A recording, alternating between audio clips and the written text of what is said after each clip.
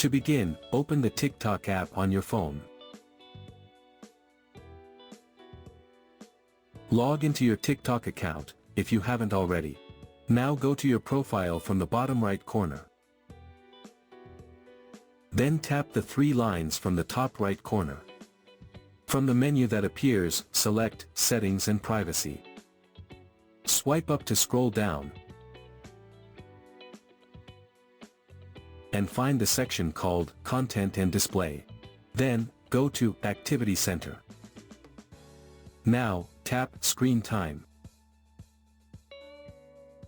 Here, you will see Daily Screen Time, which is currently turned off. Simply tap the toggle to turn it on.